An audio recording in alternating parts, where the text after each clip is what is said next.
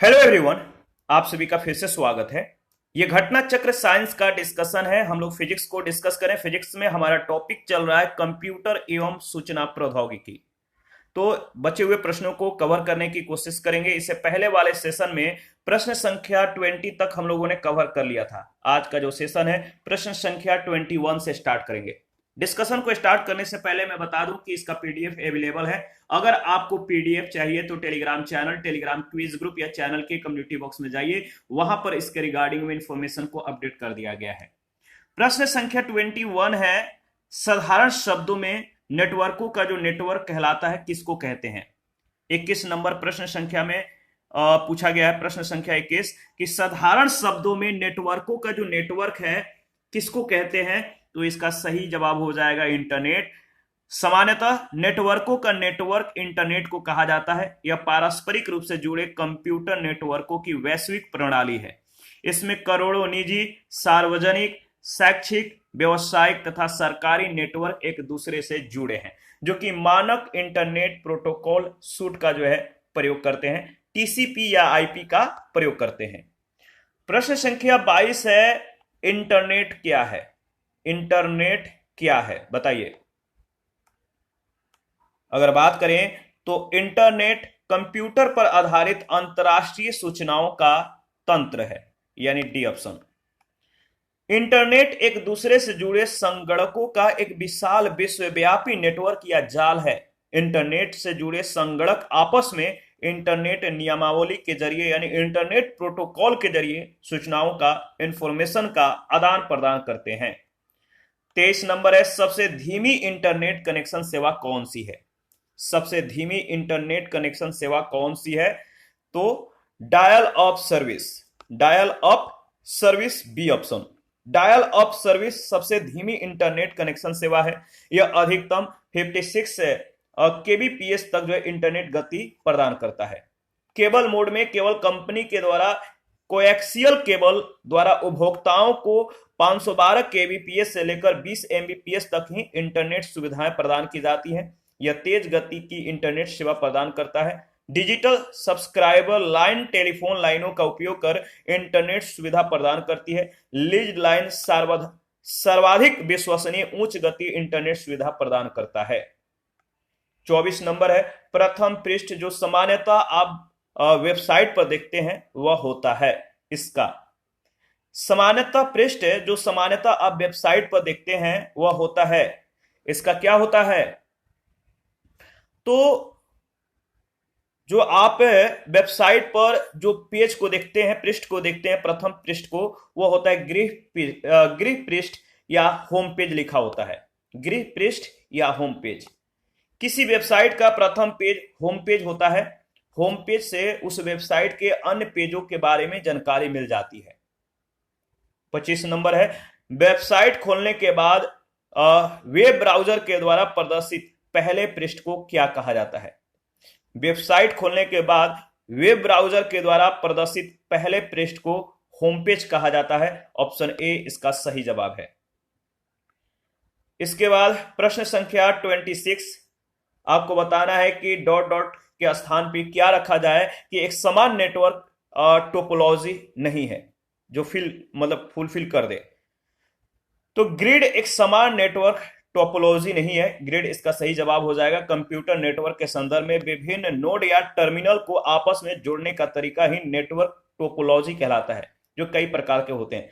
बस टोपोलॉजी, इसमें सभी नोड्स एक दूसरे से एक केंद्रीय केबल के द्वारा कनेक्ट होते हैं। स्टार टोपोलॉजी, इसमें किसी एक नोड को होस्ट या सेंट्रल हब बनाकर सभी नोड्स को आपस में सीधा कनेक्ट न करके इसी होस्ट या हब के द्वारा आपस में जोड़ा जाता है। इसके बाद रिंग टोपोलॉजी, इसमें सभी नोड्स एक दूसरे से रिंग या लूप की मदद से अपने निकटतम नोड से जो है कनेक्ट होते हैं। और इसके बाद है ट्री टोपोलॉजी, यह एक हाइब्रिड टोपोलॉजी है जिसमें कई स्टार टोपोलॉजी एक बृहद स्तरीय बस टोपोलॉजी से जुड़ी होती है। इसके बाद है मेश टोपोलॉजी, इसमें प्रत्येक नोड एक दूसरे से सीधे कनेक्ट होते हैं। हाइब्रिड टोपोलॉजी, इसमें दो या दो से अधिक टोपोलॉजी बस, स्टार, रिंग, मेश आपसी संयोजन से एक दूसरे से कनेक्टेड होते हैं। 27 नंबर है, इंटरनेट सिस्टम निम्न में से किस तकनीक का प्रयोग करता है। इंटरनेट सिस्टम निम्न में से किस तकनीक का प्रयोग करता है? तो ट्री का, डी ऑप्शन। इंटरनेट सिस्टम में ट्री टोपोलॉजी का प्रयोग होता है, याद रखिएगा। और 28 नंबर है इंटरनेट कार्य करता है। इंटरनेट कार्य करता है, अगर बात करें तो इंटरनेट कार्य करता है किस पर? तो केवल पैकेट स्विच पर, यानी बी ऑप्शन। टेलीफोन प्रणाली ध्वनि संदेशों के प्रसारण के लिए केवल जो है सर्किट स्विचिंग का प्रयोग करती है, जबकि इंटरनेट पैकेट स्विच पर आधारित होती है। इंटरनेट पर एक डाटाबेस में जहां विभिन्न मेजबानों के नाम और पता होते हैं, उनको क्या कहा जाता है? प्रश्न संख्या 29 है कि इंटरनेट पर एक डाटाबेस में जहां विभिन्न मेजबानों के नाम और पता होते हैं, एड्रेस होते हैं, उन्हें क्या कहा जाता है? याद रखिएगा, सही जवाब है डोमेन नाम प्रणाली कहलाता है। क्या कहा जाता है? डोमेन नाम प्रणाली। इसके बाद अगर इसके मतलब कि जो पॉइंट्स हैं, अगर इस पर बात करें तो डोमेन जो होता है, डीएनएस, डोमेन नेम सिस्टम जो होता है, विभिन्न होस्ट नामों और संबंध आईपी एड्रेस को जो है प्रबंधित करने वाली एक डिस्ट्रीब्यूटेड डेटाबेस प्रणाली है। देखिए, IPv6 प्रोटोकॉल आईपी पते को परिभाषित करता है। IPv6 प्रोटोकॉल आईपी पते को किस बिट को जो है परिभाषित करता है? तो 128 बिट, याद रखिएगा, सी ऑप्शन। देखिए, इंटरनेट प्रोटोकॉल वर्जन 6 अगली पीढ़ी का इंटरनेट प्रोटोकॉल स्टैंडर्ड है, जिसे IPv4 का स्थान लेने के लिए विकसित किया गया है। IPv4 32 बिट एड्रेस मतलब कि स्पेस का प्रयोग करता है, जिसका अर्थ होता है कि किसी होस्ट को कुल मतलब कि आप देख सकते हैं इतना अनन्य यूनिक आईपी एड्रेस आवंटित किए जा सकते हैं, जबकि IPv6 में 128 बिट एड्रेस स्पेस का प्रयोग होता है, जो 3.4 × 10⁻38 अनन्य आईपी एड्रेस के आवंटन को संभव बनाता है। 31 नंबर है, ब्लूटूथ तकनीक अनुमति देती है किसको? ब्लूटूथ जो तकनीक है किसको अनुमति देती है? तो ब्लूटूथ का जो कार्य होता है उपकरणों के बीच वायरलेस संचारण करना, ठीक है, बिना तार के सूचनाओं को क्या करना? प्रसारित करना। ब्लूटूथ विनिर्देश का विकास सर्वप्रथम 1994 में हार्सन ने किया था। ब्लूटूथ वायरलेस संचार का प्रोटोकॉल है। मोबाइल फोन, लैपटॉप, संगणक, प्रिंटर, डिजिटल कैमरा जैसे उपकरण इसके माध्यम से जुड़कर जानकारी विनिमय कर सकते हैं। इसमें रेडियो तरंग का उपयोग किया जाता है। इसके बाद है ब्लूटूथ तथा वाईफाई के बीच क्या अंतर है? ब्लूटूथ और वाईफाई के बीच जो अंतर है वो क्या है?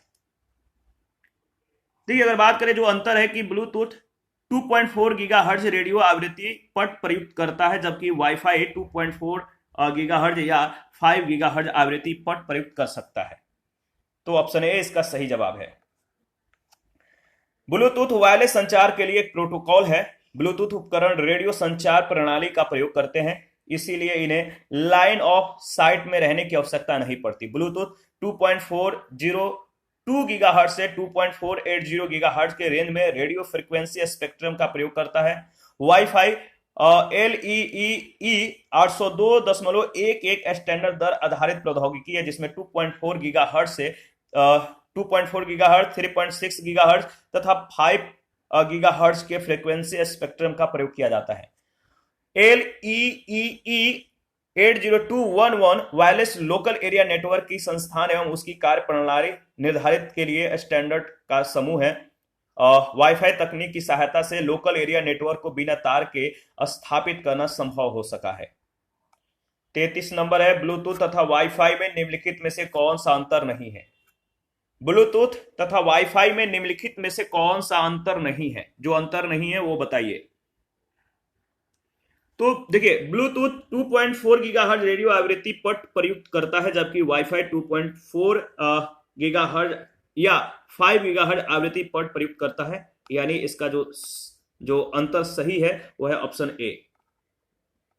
इसके बाद 34 है, गूगल की मुफ्त पब्लिक वाईफाई सेवा प्रदान करने वाला देश का पहला रेलवे स्टेशन कौन सा है? गूगल की मुफ्त पब्लिक वाईफाई सेवा प्रदान करने वाला देश का पहला रेलवे स्टेशन है कौन? तो नई Delhi Mumbai central railway station. Mumbai central railway station, B option इसका सही जवाब है।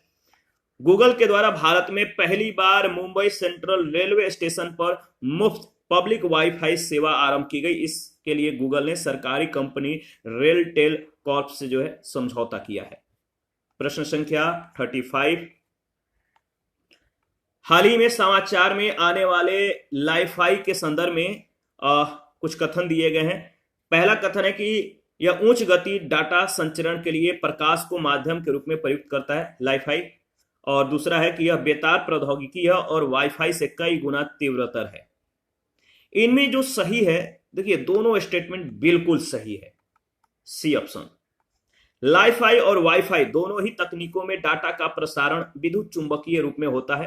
हालांकि अगर बात करें तो वाईफाई तकनीक में रेडियो तरंगों का प्रयोग किया जाता है, जबकि लाईफाई दृश्य प्रकाश पर आधारित तकनीक है। लाईफाई एक वायरलेस संचार तकनीक है जो वाईफाई के तुलना में लगभग 100 गुना अधिक तीव्रतर है। 36 है, लाईफाई के संबंध में निम्नलिखित में से कौन सा कथन सही नहीं है? लाईफाई के संबंध में निम्नलिखित में से कौन सा कथन सही नहीं है? जो कथन सही नहीं है वो है बी ऑप्शन की भारत में लाईफाई का सफल परीक्षण 29 जनवरी 2018 को सूचना एवं प्रसारण मंत्रालय ने किया, यह सही नहीं है। और इसमें डी जो दिया गया इसका क्रियान्वयन ऑप्टिकल फाइबर नेटवर्क के द्वारा किया जाता है, यह भी सही नहीं है। 2011 में अगर बात करें तो जर्मनी के भौतिक विज्ञानी हेराल्ड हास ने लाईफाई तकनीक प्रस्तावित की थी। लाईफाई एक वायरलेस ऑप्टिकल नेटवर्क तकनीक है जिसमें डाटा के संचरण के लिए प्रकाश उत्सर्जक डायोड का उपयोग किया जाता है, एलईडी का। लाईफाई का पूर्ण रूप लाइट, याद रखिएगा, लाइट फिडेलिटी प्रकाश तद्रुपता है। भारत में 29 जनवरी 2018 को इलेक्ट्रॉनिक्स एवं सूचना प्रौद्योगिकी मंत्रालय के द्वारा पायलट प्रोजेक्ट के रूप में लाईफाई का सफल परीक्षण किया गया। हालांकि प्रश्न के विकल्प बी में केंद्रीय सूचना एवं प्रसारण मंत्रालय के द्वारा इसका परीक्षण किए जाने का उल्लेख है, जो कि गलत है। वाईफाई के द्वारा 10 जीबी प्रति सेकंड डाटा को 1 किलोमीटर के परिधि में भेजा जा सकता है। 37 नंबर है, कंप्यूटर व्यवस्था जो जोड़ती है तथा विभिन्न देशों में से सूचना संकलित कर सैटेलाइट के द्वारा विश्व में पहुंचाती है, उसे कहते हैं, उसे क्या कहते हैं? अगर बात करें तो कंप्यूटर व्यवस्था जो जोड़ती है तथा विभिन्न देशों में से सूचना संकलित कर सैटेलाइट के द्वारा विश्व में पहुंचाती है, उसे कहते हैं इंटरनेट। क्या कहते हैं? उसे इंटरनेट कहते हैं, सी ऑप्शन। इंटरनेट आपस में इंटरकनेक्टेड कंप्यूटर नेटवर्क की एक वैश्विक प्रणाली है जो नेटवर्क और डिवाइसेज के बीच संचार के लिए इंटरनेट प्रोटोकॉल स्विट, टीसीपी या आईपी का प्रयोग करती है। देखिए, भूमि आधारित इंटरनेट कनेक्शन में broadband, fibre optics, cable internet इत्यादि शामिल हैं, लेकिन ऐसे स्थान जहां इंटरनेट और संरचना अल्प विकसित है वहां सैटेलाइट इंटरनेट के माध्यम से सेवाएं प्रदान की जाती है। आभासी निजी परिपथ क्या है? वर्चुअल प्राइवेट नेटवर्क क्या है? सही जवाब क्या है? वर्चुअल प्राइवेट नेटवर्क क्या है? तो देखिए, इसके बारे में अगर बात करें, जो प्राइवेट वर्चुअल प्राइवेट जो नेटवर्क है यह निजी इंटरनेट पर बना एक कंप्यूटर परिपथ है, सर्किट है, जो प्रयोक्ताओं को अपनी संस्था के परिपथ में प्रवेश करने की सुविधाओं को प्रदान करता है और प्रेषित की जा रही सूचना को सुरक्षित रखता है, यानी बी इसका सही जवाब है। देखिए, जो वर्चुअल प्राइवेट नेटवर्क है किसी संगठन के दूरस्थ स्थान पर स्थित निजी लोकल एरिया नेटवर्क से जुड़ने का एक सुरक्षित तरीका है, ठीक है, जिसमें कूट लेखन तकनीक के द्वारा निजी सूचनाओं का आदान प्रदान करने के लिए इंटरनेट या किसी सार्वजनिक नेटवर्क का प्रयोग किया जाता है। 39 है, आपको बताना है कि खोज क्षमता, ईमेल, समाचार, स्टॉक की कीमतें, मौसम से संबंधित जानकारी, खेल और मनोरंजन जैसी सेवाएं प्रदान करती है। किसके द्वारा? बताइए, इसका सही जवाब क्या होगा? डॉट डॉट के जगह पर आप सही वर्ड को चुनिए और बताइए कि खोज क्षमता, ईमेल, समाचार, स्टॉक की कीमत, मौसम संबंधी जानकारी, खेल और मनोरंजन जैसी जो सेवाएं हैं प्रदान करती है। कौन प्रदान करती है? न्यूज़पेपर, ऑप्टिकल, होस्ट या पोर्टल? इसका सही जवाब है पोर्टल। देखिए, पोर्टल खोज क्षमता, ईमेल, समाचार, स्टॉक की कीमतें, मौसम से संबंधित जानकारी, खेल और मनोरंजन से जैसी जो अनेक सेवाएं हैं इनके द्वारा प्रदान की जाती है। पोर्टल का शाब्दिक अर्थ, पोर्टल जो होता है इसका शाब्दिक अर्थ होता है प्रवेश द्वार। प्रवेश द्वार इंटरनेट से जुड़ने पर कई प्रकार के पोर्टल मिलते हैं। यह अंतरजाल के अथाह सागर में एक लंगर की तरह कार्य करता है। इन पर विभिन्न स्रोतों से जानकारियां जुटाकर व्यवस्थित रूप में उपलब्ध कराई जाती है। आगे बढ़ते हैं। प्रश्न संख्या 40 है, तलाश क्या है? तलाश, सर्च वाला तलाश नहीं, तलाश। तलाश इंटरनेट पर एक मल्टीमीडिया पोर्टल तथा एक ऑप्टिकल कैरेक्टर रिकॉग्निशन है। ठीक है, रिकॉग्निशन है, याद रखिएगा। और इसका संचालन जो है सीडेक के द्वारा देवनागरी में किया जाता है।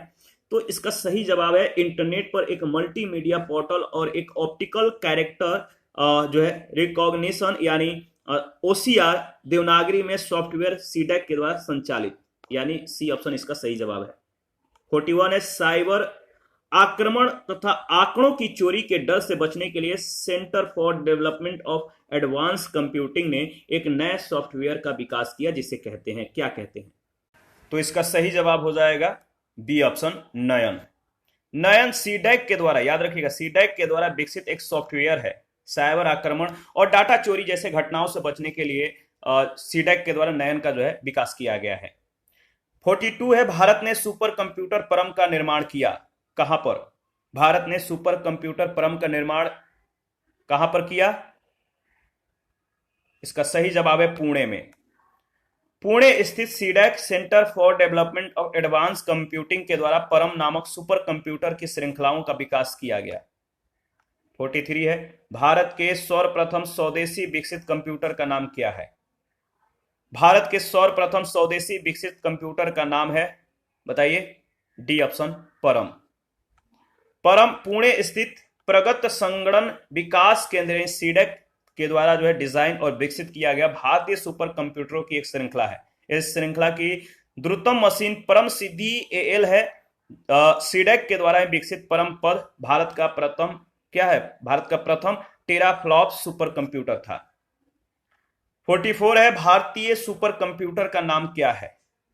भारतीय सुपर कंप्यूटर का नाम आपको मालूम है क्या है? परम। भारतीय सुपर कंप्यूटर का जनक कौन कहलाता है? भारतीय सुपर कंप्यूटर का जनक है विजय भाटकर। विजय भाटकर को भारतीय सुपर कंप्यूटर का जनक कहा जाता है। उन्होंने 1991 में भारत के पहले सुपर कंप्यूटर परम 8000 के विकास में महत्वपूर्ण योगदान दिया था। 46 है, निम्नलिखित में से कौन सी भाभा परमाणु अनुसंधान केंद्र के द्वारा विकसित सुपर कंप्यूटर परियोजना है?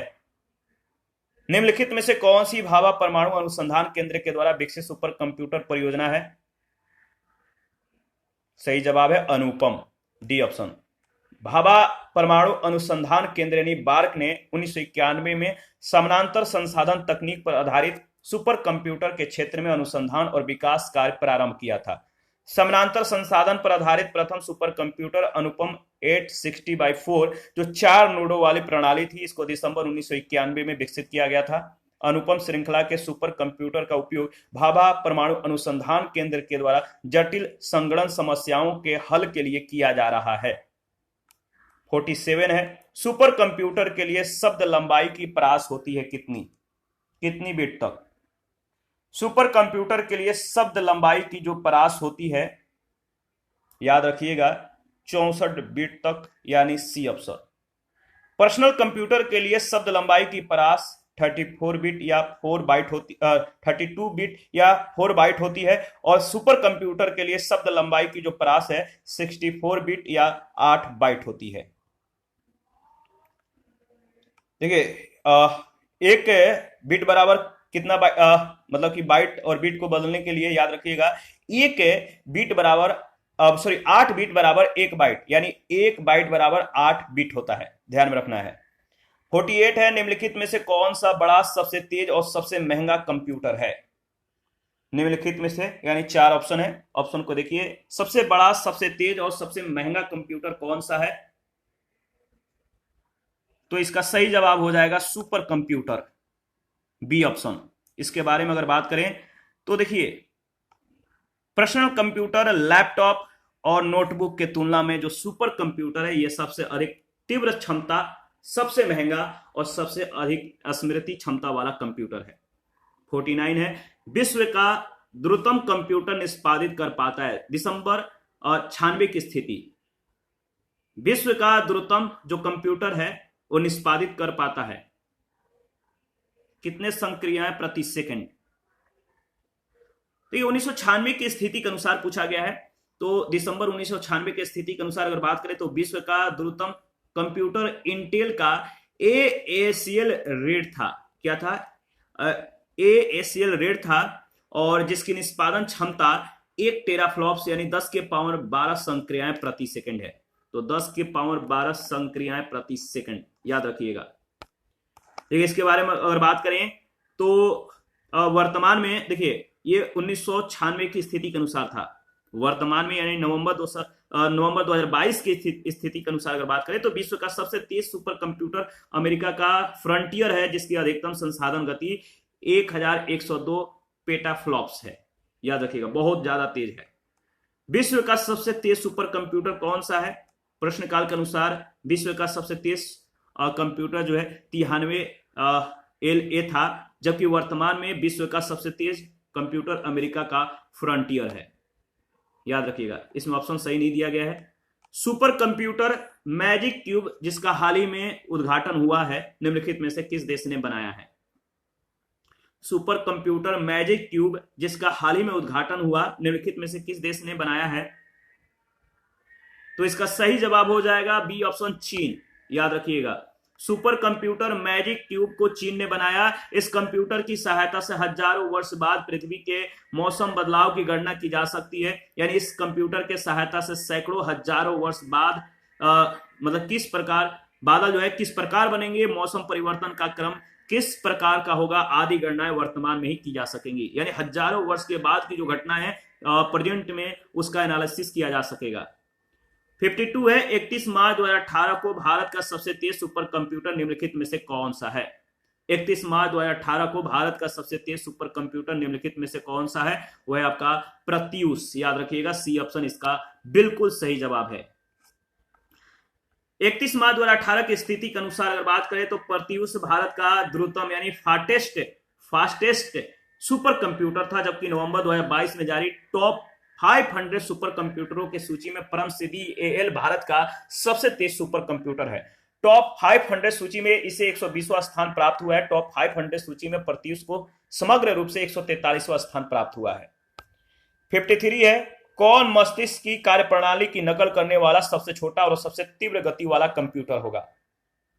कौन मस्तिष्क यानी ब्रेन की कार्यप्रणाली की नकल करने वाला सबसे छोटा और सबसे तीव्र गति वाला कंप्यूटर होगा?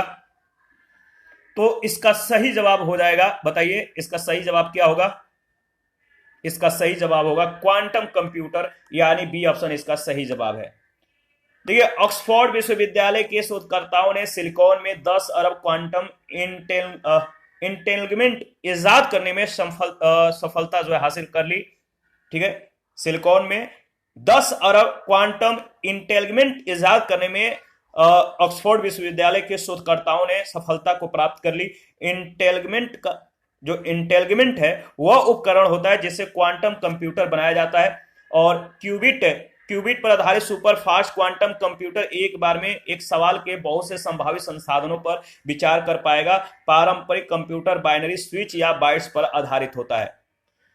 54 है Y2K समस्या का जो संबंध है किससे है? Y2K जो समस्या का जो संबंध है किससे है? तो इसका सही जवाब है ईस्वी सन के अंतिम दोनों शब्दों के शून्य हो जाने की दशा में उनकी प्रतिस्थानी ढूंढना।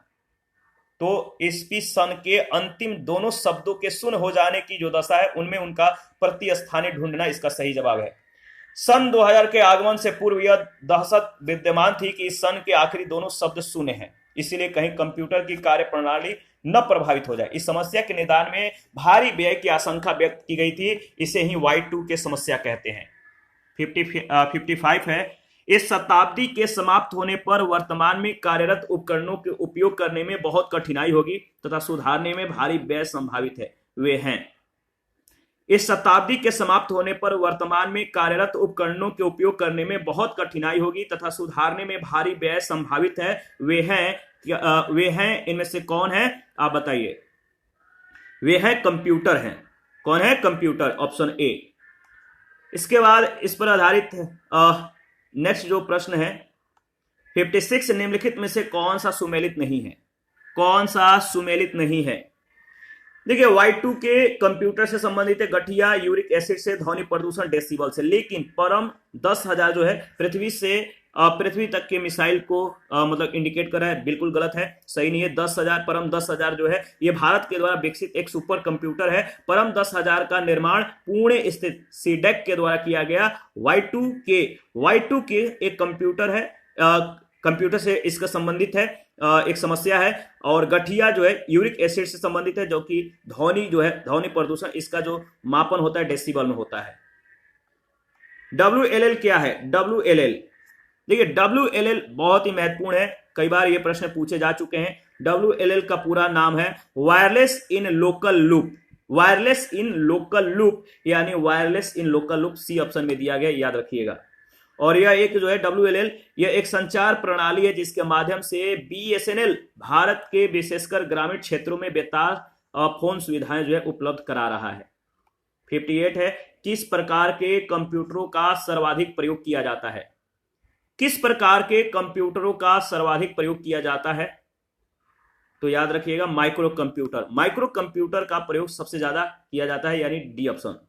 आजकल सर्वाधिक प्रयोग किए जाने वाले कंप्यूटर माइक्रो कंप्यूटर हैं। इसके अंतर्गत desktop computer, game consoles, laptop, notebook, tablet computer, smartphones और पीडीएस इत्यादि आते हैं।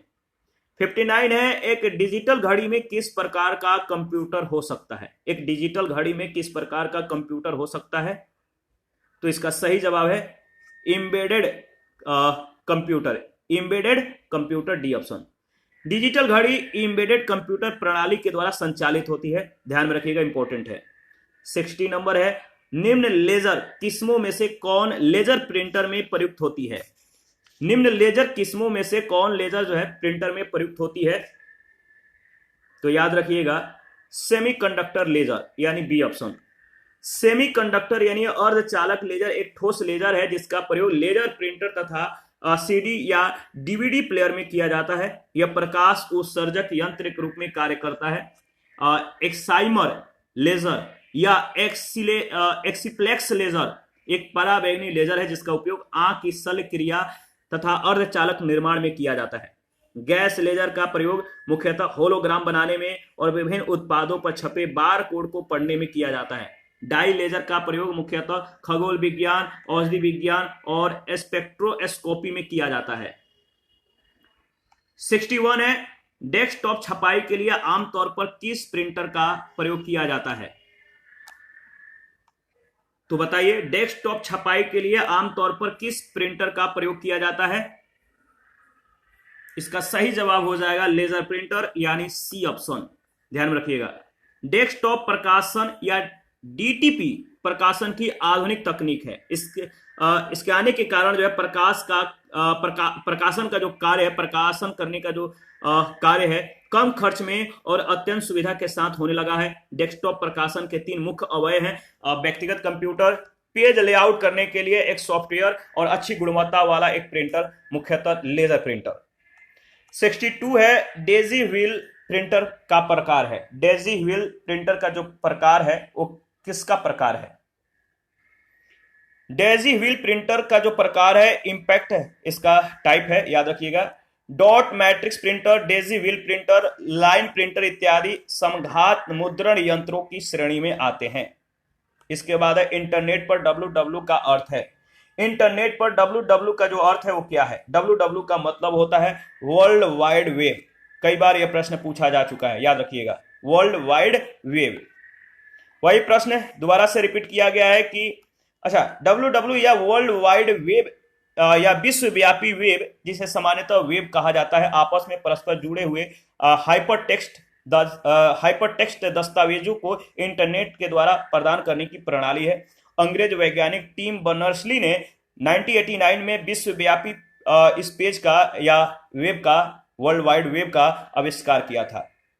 64 में भी वही प्रश्न है कि www का विस्तृत रूप क्या है, इसका फुल फॉर्म क्या है? तो वर्ल्ड वाइड वेब है, याद रखिएगा, बी ऑप्शन। 65 है, निम्नलिखित में से कौन वर्ल्ड वाइड वेब का आविष्कारक माना जाता है? तो आपको मालूम है कि डब्ल्यू का जो आविष्कारक है कौन है? तो याद रखिएगा डब्ल्यू के जो आविष्कारक हैं नाम है टिम बर्नर्स-ली, यानी सी ऑप्शन टिम बर्नर्स-ली। 66 है डब्ल्यू का आविष्कार किसने किया था? डब्ल्यू का जो है वर्ल्ड वाइड वेब का आविष्कार टिम बर्नर्स-ली ने किया था, बी ऑप्शन। 67 है वर्ल्ड वाइड वेब एक हाइपर मीडिया सिस्टम है क्योंकि यह है, बताइए, वर्ल्ड वाइड जो वेब है डब्ल्यू जो है एक हाइपर मीडिया सिस्टम है क्योंकि यह जो है मतलब कि दूसरे कंप्यूटर संसाधनों को जोड़ता है, यानी बी ऑप्शन इसका सही जवाब हो जाएगा, क्योंकि यह दूसरे कंप्यूटर संसाधनों को जोड़ता है। डब्ल्यू जो है वर्ल्ड वाइड वेब जो है आपस में जुड़े हाइपर टेक्स्ट दस्तावेजों को इंटरनेट के द्वारा प्राप्त करने की प्रणाली है। एक वेब ब्राउजर के सहायता से हम उन वेब पन्नों को देख सकते हैं जिनमें टेक्स्ट, इमेज, वीडियो और अन्य मल्टीमीडिया होते हैं और हाइपरलिंक के सहायता से पन्नों के बीच आवागमन कर सकते हैं। ठीक है, याद रखिएगा। प्रश्न संख्या 68 है कंप्यूटर पर लिखित लिंक्ड जानकारी के संग्रह को, कंप्यूटर पर लिखित लिंक्ड जानकारी के संग्रह को जो इंटरनेट के माध्यम से उपलब्ध होती है क्या कहलाता है? तो world Wide web W computer पर लिखित लिंक्ड जानकारी के संग्रह को जो इंटरनेट के माध्यम से उपलब्ध होती है डब्ल्यू कहा जाता है। कंप्यूटर पर लिखित लिंक्ड जानकारी को संग्रह करने के लिए जो इंटरनेट के माध्यम से उपलब्ध होता है इसको वर्ल्ड वाइड वेब कहते हैं। 69 है किसी व्यवस्था के कंप्यूटरीकरण में आवश्यकता होती है। किसी व्यवस्था के कंप्यूटरीकरण में जो आवश्यकता होती है इसका सही जवाब क्या होगा? तो देखिए इसका सही जवाब हो जाएगा कि उसको करने की दृढ़ इच्छा शक्ति, संबंधित वित्तीय संसाधनों, जनशक्ति के प्रशिक्षण और एक अत्याधुनिक संरचना की जो है मतलब कि एक आवश्यकता होती है। तो इसको ध्यान में रखना है, इसका सही जवाब हो जाएगा चारों सभी। किसी व्यवस्था के कंप्यूटरीकरण में उसको करने की दृढ़ इच्छा शक्ति के साथ साथ अत्याधुनिक संरचना, वित्तीय संसाधन की भी आवश्यकता होती है और साथ ही कर्मचारियों को कंप्यूटर के प्रयोग के लिए प्रशिक्षित भी होना जरूरी होता है। 70 है निम्नलिखित में से कौन सी सूचना प्रौद्योगिकी शब्दावली नहीं है? निम्नलिखित में से कौन सी सूचना प्रौद्योगिकी शब्दावली नहीं है? तो इसका सही जवाब हो जाएगा प्रकाशीय भंडारण। प्रकाशीय भंडारण, साइबर स्पेस, अपलोड तथा मोडेम शब्दावलियां सूचना प्रौद्योगिकी से संबंधित है, परंतु प्रकाशीय भंडारण कंप्यूटर अभियांत्रिकी से संबंधित है। 71 है निम्नलिखित में कौन सी सूचना प्रौद्योगिकी परिभाषिकी नहीं है? कौन सी सूचना प्रौद्योगिकी परिभाषिकी नहीं है? तो है आपका पिनाका, डी ऑप्शन। याद रखिएगा, अगर बात करें तो Pinaka multi barrel rocket launcher है जो प्रक्षेपास्त्र कार्यक्रम से संबंधित है। पिनाका प्रणाली के द्वारा 1 सेकंड में 12 रॉकेट एक साथ दागे जा सकते हैं। इसमें रॉकेट रखने, उसका प्रक्षेपण और उसको दागने के लिए एक वाहन भी है। ठीक है, इसी के साथ आज का जो सेशन है समाप्त करते हैं। नेक्स्ट सेशन में प्रश्न संख्या 72 से स्टार्ट करेंगे। ठीक है, और ये काफी महत्वपूर्ण सीरीज है, इसको आप रिवाइज करते रहिए। कहीं भी किसी भी प्रश्न में कोई भी डाउट हो आप हमें कमेंट कीजिए, या तो वीडियो के कमेंट बॉक्स में जाकर आप कमेंट कर सकते हैं, या फेसबुक पेज पे, या आप इंस्टाग्राम पे भी हमें जो है मतलब कि कमेंट कर सकते हैं, कन्वर्सेशन कर सकते हैं। थैंक यू, मिलते हैं नेक्स्ट सेशन में।